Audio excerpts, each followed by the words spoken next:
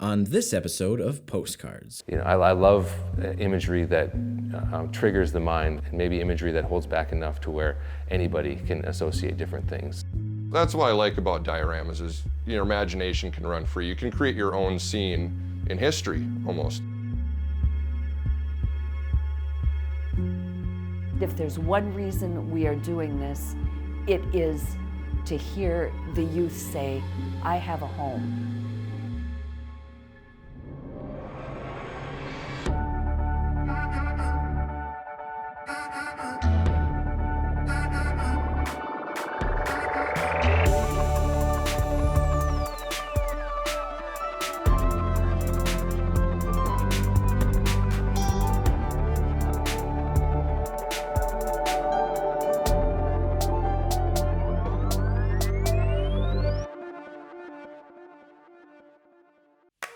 Postcards is made possible by the Minnesota Arts and Cultural Heritage Fund and the citizens of Minnesota. Additional support provided by Margaret A. Cargill Philanthropies, Mark and Margaret Yakel-Julien on behalf of Shalom Hill Farms, a retreat and conference center in a prairie setting near Windham, Minnesota. On the web at shalomhillfarm.org. Alexandria, Minnesota, a year-round destination with hundreds of lakes, trails, and attractions for memorable vacations and events. More information at explorealex.com. The Lake Region Arts Council's Arts Calendar, an arts and cultural heritage funded digital calendar showcasing upcoming art events and opportunities for artists in West Central Minnesota. On the web at lrac4calendar.org. Playing today's new music plus your favorite hits, 96.7 Cram. Online at 967cram.com.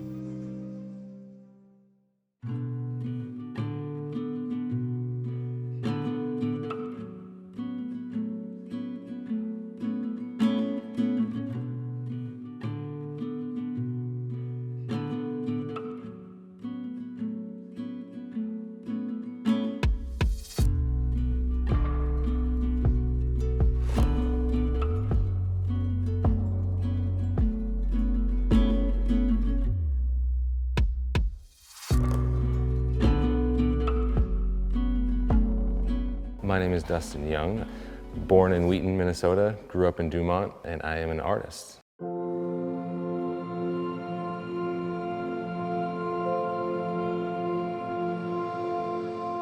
Typically, the art that I work on is drawing medium, and so I tend to blur the lines between drawing and painting. Sometimes I consider my graphite drawings to be graphite paintings, and some other things that I work on that would be considered more painting medium, like watercolors, I consider more drawings.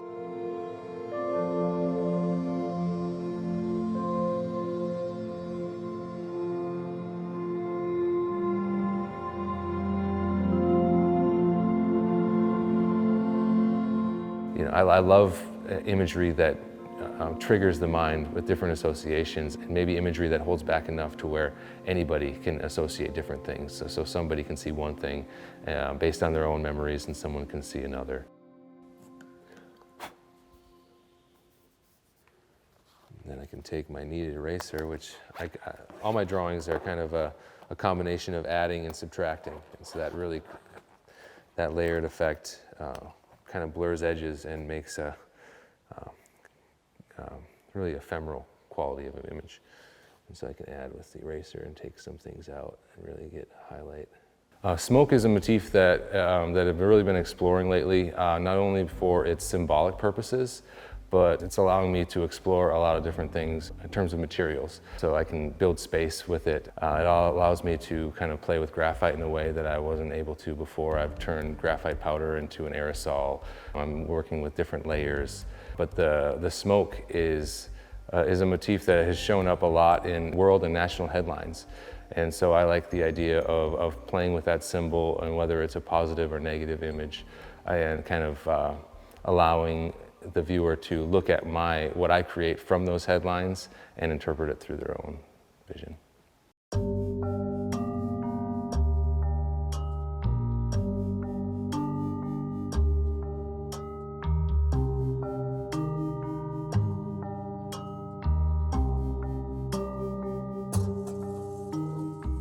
I like to build these images, it depends on the materials that I'm working, really. If I'm working on this new automotive clear coat where I can build the image from back to front, so I start with the background and then I work my way towards either the top or the bottom of the image. And so as I work my way down the image, then it feels like it's coming out towards the viewer. And so by building my marks and allowing that, by building them both three-dimensionally, it allows for that illusion of space to the viewer.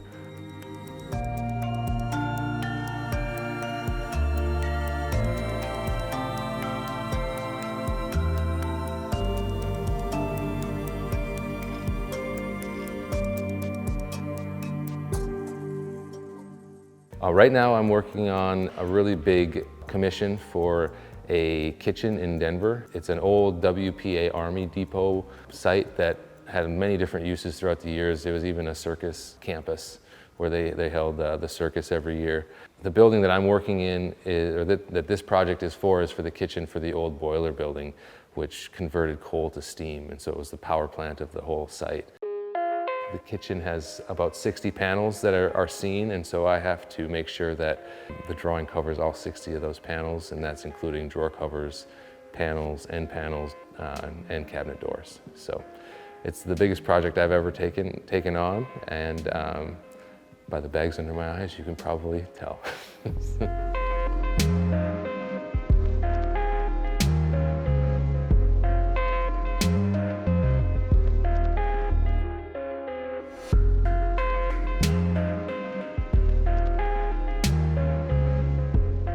Growing up in Dumont was a really fun and interesting way to grow up. Dumont right now is only 120 people.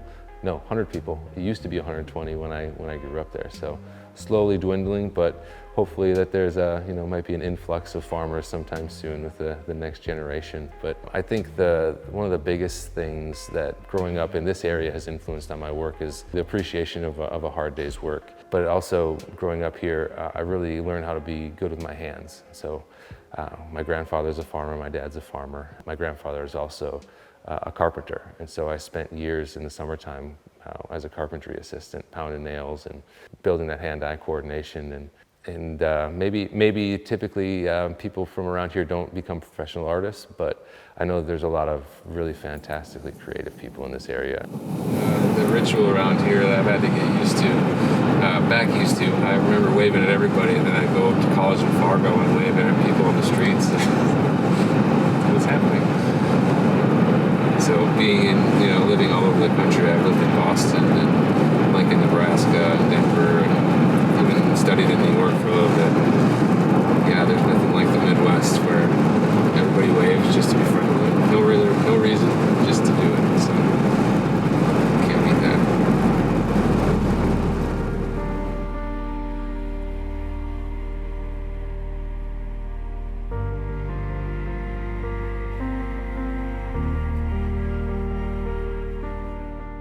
So I think as I've grown, art has served many different roles in my life.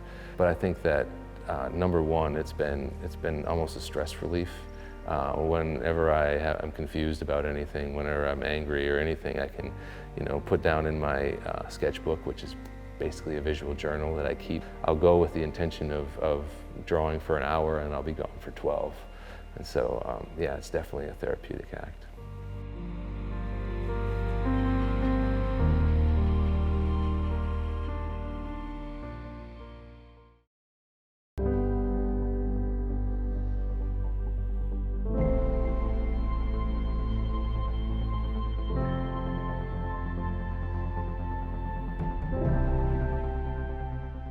So dioramas are small-scale depictions of a scene or an event or history or anything in general. So it's I like to think of it as like a little model of a picture. It's a 3D version of like a picture.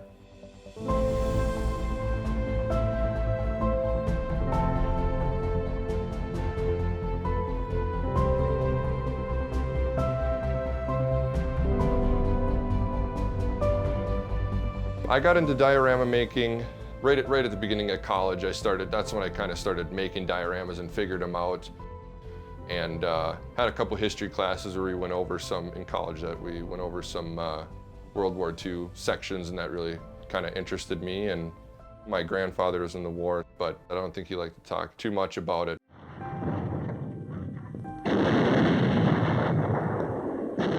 I've heard a lot of stories passed down from, maybe him telling a few stories here and there. My dad told me this story that my grandpa told him.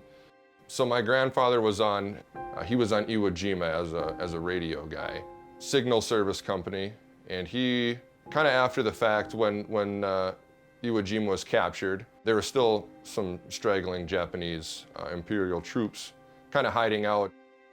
Over the loudspeaker, they would be telling the Japanese to surrender at a flag near Mount Suribachi. And every day my grandpa would go to the flag and capture the Japanese troops and bring them back. That kind of inspired one of my dioramas, was of Iwo Jima.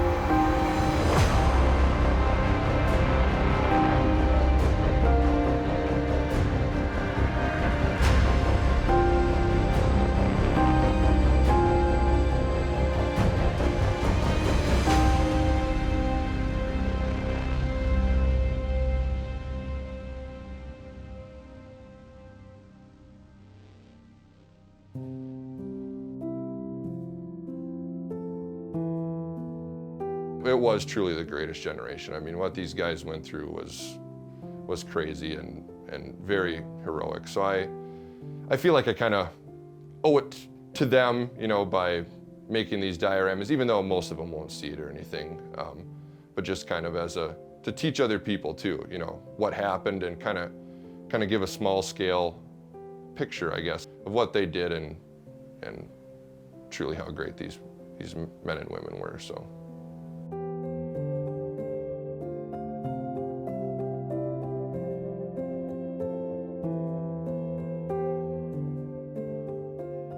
Well, my grandfather, he had a bunch of pictures from when he was on Iwo Jima, so he's got plenty of cool pictures in there of him working and hanging out with his buddies and stuff, and they're pretty cool pictures.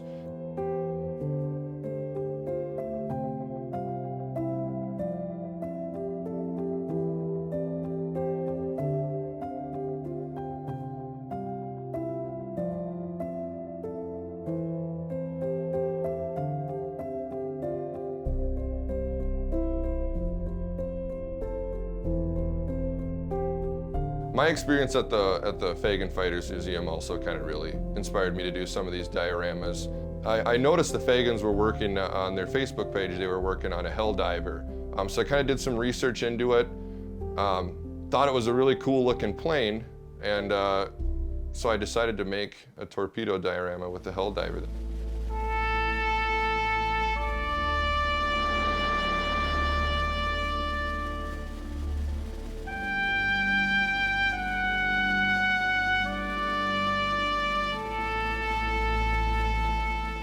And I also made a model of Ron Fagan's Sweet Revenge, his P-51D. So Fagan Fighters Museum definitely has had an impact on my dioramas, and I think that museum, what they're doing over there is really great. Seeing the real planes like Sweet Revenge, I mean, you're 5 feet from these planes, just a real awesome experience, how rare some of these planes have become now, and what good shape they're in, and preserving history, teaching others, teaching young kids about history, and inspiring me more, and pretty eye-opening.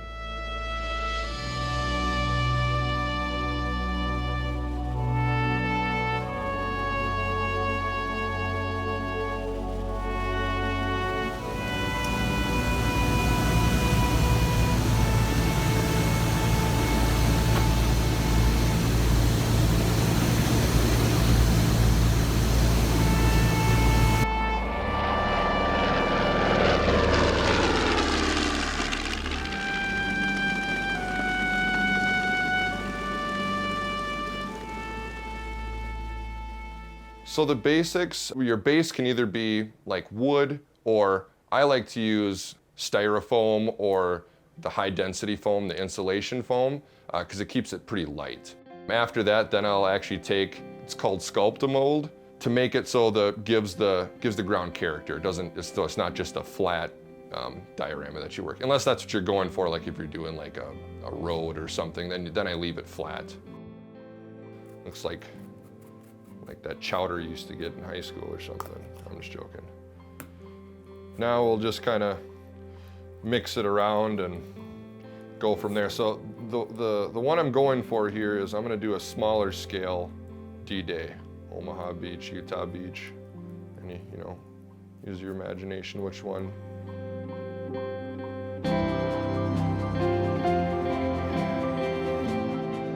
That's what I like about dioramas, is your imagination can run free. You can create your own scene in history almost, you know, so I'd be creative. Some of these are based off of actual events that happened, such as D-Day, and some of them are just theoretical, what could have happened maybe in the war, kind of my own depiction of it.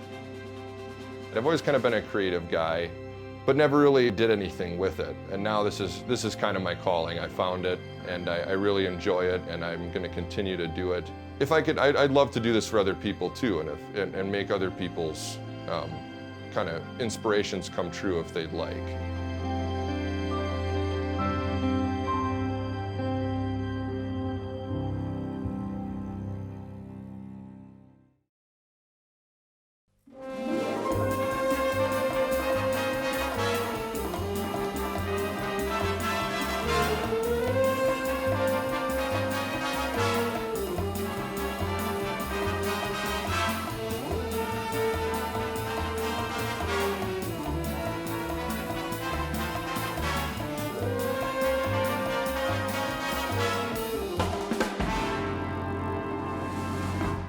Andrea Theater is a community theater with a pretty big heart. We like to think of ourselves probably as a bigger theater than we are. We only seat about 371, but we have a new show on stage about every 5 to 6 weeks, involving anyone from 5, 6 years old all the way up to our senior actors that are in their 60s and 70s. So it's a real community theater, but we try to run it like a professional theater. Your show, your dialogue, your music, your dances, it belongs to you. Because once we've done our job and we step back, it's all you. We can't do anything. The organization is Alexandria Area Arts Association, and it began in 1967.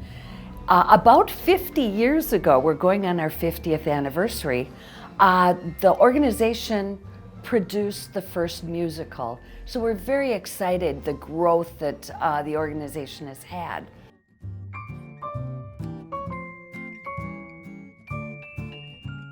We're very busy here at the theater, and you can hear the production in the background, the wonderful youth that are going to be doing The Lion King Jr.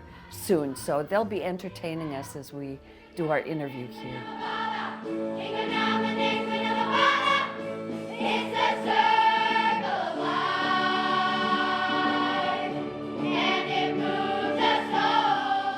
Well, cast this size is challenging because you probably have in a musical maybe 8 to 10, maybe 15 lead characters, and then there's a lot of ensemble. But when you have a cast of 58, you have a lot of extra students. But we tell our students, you are not just going to be a stick in the corner, you're going to be something of value, and that is that every single person that's in the cast has great responsibility. They're treated exactly the same as the leads are. They're taught in our STP program, they're taught how to clean toilets, vacuum the floor, market a show, sell tickets. They're taught how to build sets, how to paint them, how costumes are built. During this production, they're learning how professional puppets are built. They've learned a lot about Africa from an African tutor that came to work with the students. So they're getting, for being in rural Minnesota, they're getting a real taste of the culture that has to do with Lion King.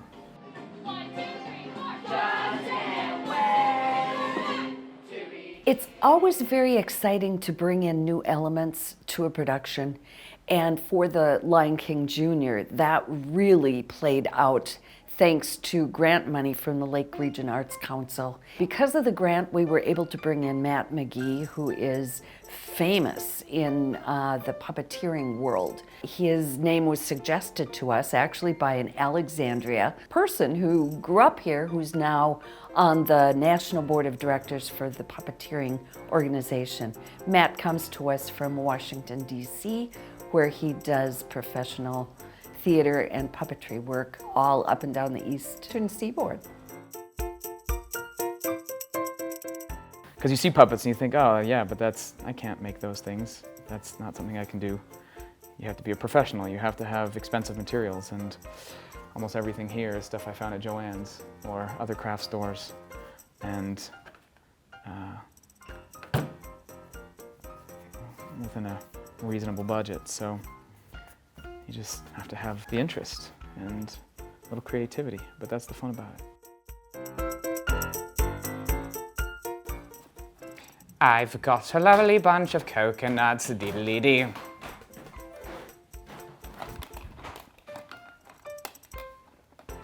In the Broadway version, the actor wears them, and his head sticks out here, and their arms are inside to move the mouth. When I was a young warthog. These markings are from when I make the pattern off of the model, I leave markings so I know how these pieces go back together. Fabric is gonna go over the entire thing, which is why you can draw on it. So there'll be fabric, he'll get eyes similar to Zazu's, and then there'll be fringe and fluff and things that make him look like a warthog. The Alexandria community has a fine tradition of theater in this area, going on 50 plus years, especially with the Andrea Theater Alexandria Area Arts. But it's growing every year. We get more and more people involved and get bigger and bigger and bigger. This organization, the Andrea Theater and Quad A, has become very big over the last couple years. I have been involved in theater for over 50 years of my life. I won't tell you how many years over 50, but it's been a long, wonderful journey. And I am humbly grateful to be at toward the end of my professional life to now be executive director for the organization that I have loved for 35 years. It's amazing how people, once they become part of theater, will come back to it. I don't know, I suppose there are a myriad of reasons. For me personally, it is being together with a group of people. You start out, you don't know one another, but here's this group that's going to work on one project, one goal, and they do it together and work together and mesh, and it does become like family. One of my favorite stories as executive director is, it was about 2 summers ago at the youth theater camp that we were having. One of the camp counselors overheard a little boy whose mom was coming to pick him up. And he said, so excitedly, "See, Mom, now I have friends.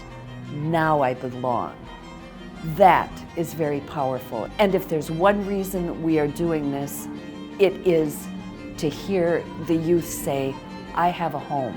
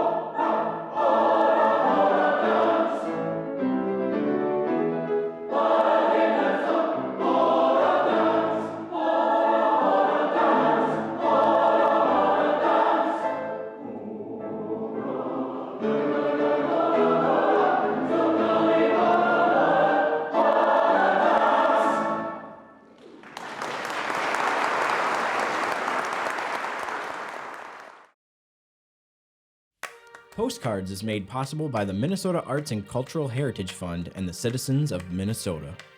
Additional support provided by Margaret A. Cargill Philanthropies. Mark and Margaret Yakel-Julien on behalf of Shalom Hill Farms, a retreat and conference center in a prairie setting near Windham, Minnesota. On the web at shalomhillfarm.org. Alexandria, Minnesota, a year-round destination with hundreds of lakes, trails, and attractions for memorable vacations and events. More information at explorealex.com. The Lake Region Arts Council's Arts Calendar, an arts and cultural heritage funded digital calendar showcasing upcoming art events and opportunities for artists in West Central Minnesota. On the web at lrac4calendar.org. Playing today's new music plus your favorite hits, 96.7 Cram. Online at 967cram.com.